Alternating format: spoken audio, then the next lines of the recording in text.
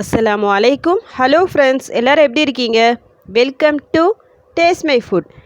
குட்டீஸ்க்கும் சரி பெரியவங்களுக்கும் சரி எல்லாருக்கும் பிடிச்ச ஒரு ட்ரிங்க்னா அது இந்த ஃப்ரூட்டி.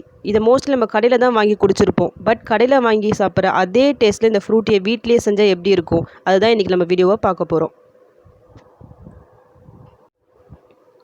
எந்த ஃபுட் கலரும் ப்ரிசர்வேட்டிவ்ஸும் இதில் ஆட் பண்ணாமல் கடையில் வாங்கி சாப்பிட்ற சேம் டேஸ்ட், ஃப்ளேவர் ப்ளஸ் அதே கலரில் வீட்லேயே ஹைஜீனிக்காக எல்லோரும் இந்த ஃப்ரூட்டியை ப்ரிப்பேர் பண்ணலாம்.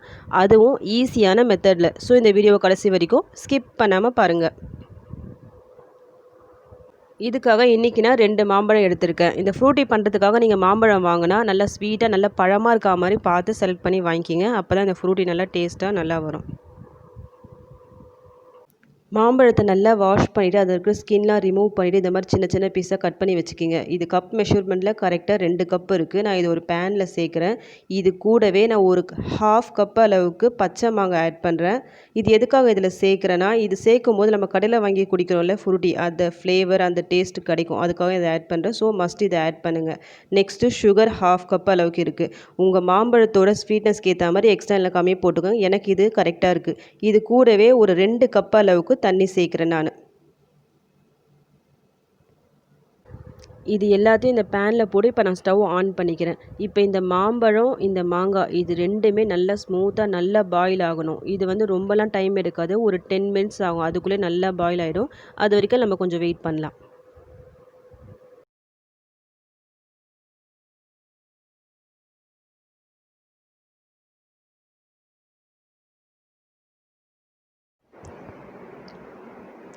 இப்போ இது நல்லா பாயில் ஆகிடுச்சு. இந்த ஸ்டேஜில் நம்ம ஸ்டவ் ஆஃப் பண்ணிக்கலாம். இப்போ இதில் இருக்க தண்ணியெல்லாம் நம்ம ட்ரெயின் பண்ணி எடுத்துடலாம். இந்த மாதிரி ட்ரெயினர் யூஸ் பண்ணி அந்த பேலன்ஸ் அந்த தண்ணி இருக்கும் பார்த்தீங்களா, அது போட்டுறாதீங்க. ஃபைனலாக அதை ஆட் பண்ணிக்கலாம் நம்ம. இது நல்லா ஆறிட்ட பிறகு ஒரு மிக்ஸி ஜாருக்கு நம்ம ட்ரான்ஸ்ஃபர் பண்ணி நல்லா ஃபைன் பேஸ்ட்டாக அரைச்சி எடுத்துக்குங்க. இந்த மாதிரி நல்லா ஸ்மூத் பேஸ்ட்டாக அரைச்சி எடுத்துக்குங்க. இந்த அரைச்சி எடுத்த இந்த பேஸ்ட்டை மறுபடியும் இந்த ட்ரைனரில் வச்சு நம்ம வடிகட்டி எடுத்துடலாம். சின்ன சின்ன அதில் ஏதாவது பல்ப்பு மாதிரி இருந்தால் அது எல்லாமே அது வடிகட்டி வந்துடும்.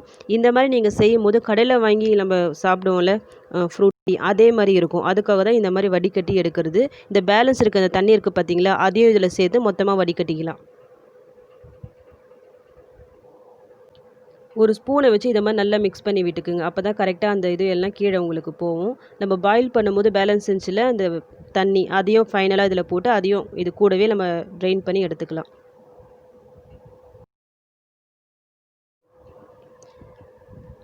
இப்போ இது நல்லா வடிகட்டி வந்தாச்சு. இதில் உங்ககிட்ட இந்த மாதிரி விஸ்க்கு இருந்தால் யூஸ் பண்ணிக்கிங்க. அப்படி இல்லைன்னா ஸ்பூனை வச்சு நல்லா இந்த மாதிரி அடித்து விட்டுக்குங்க. இப்போ இது எல்லாம் நல்லா ஈவனாக நல்லா மிக்ஸ் ஆகிடுச்சு. இப்போ இந்த ஸ்டேஜில் நம்ம தண்ணி இதுக்கு சேர்த்துக்கலாம். நான் இதில் எவ்வளோ தண்ணி ஆட் பண்ணுறேன்னா, ஒரு 4 கப் அளவுக்கு தண்ணி ஆட் பண்ணுறேன். அதாவது நான் மேங்கோ 2 கப் அளவுக்கு நான் போட்டேன் கப் அளவில் மெஷர்மெண்ட்டில். ஸோ அதுக்கு டபுளாக போடணும் தண்ணி. 4 கப்பு கரெக்டாக இருக்கும். நீங்கள் எவ்வளோ ஆட் பண்ணுறீங்களோ அதுக்கேற்ற மாதிரி நீங்கள் போட்டுக்கோங்க தண்ணி இதில். இது போட்டு நல்லா மிக்ஸ் பண்ணி விட்டுக்குங்க.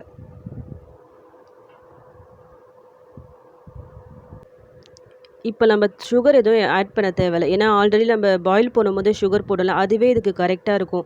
இந்த டெக்ஸ்சர் இந்த கலர் பார்க்கும்போது உங்களுக்கு தெரியும். கடையில் வாங்கி குடிப்போம்ல அதே மாதிரி இருக்குது பாருங்கள். இது பார்க்கறதுக்கு மட்டும் இல்லைங்க, இதோட டேஸ்ட்டும் அதே மாதிரி தான் இருக்கும். நீங்களும் ஒரு ட்ரை பண்ணி பாருங்கள். அப்போ தான் உங்களுக்கு புரியும். இது நீங்கள் உடனே சர்வ் பண்ணுறதா இருந்தால் நீங்கள் தண்ணி ஆட் பண்ணிங்களே, அப்போ சில் வாட்டர் ஆட் பண்ணி சேர்த்து உடனே நீங்கள் சர்வ் பண்ணலாம். நான் அப்புறமா தான் குடிக்க போகிறேன். ஸோ நான் இதை அப்படியே கொஞ்ச நேரம் ஃப்ரிட்ஜில் எடுத்து வைக்க போகிறேன். இப்போது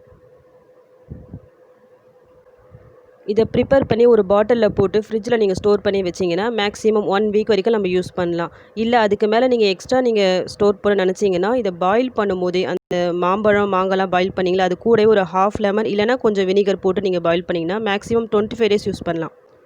நம்ம வெளியில் வாங்கி குடிக்கிற ஃப்ரூட்டிலையும் சரி மாசாலும் சரி நிறைய preservatives plus food colour add பண்ணியிருப்பாங்க. இது உடம்புக்கு அந்த அளவுக்கு நல்லதில்லை.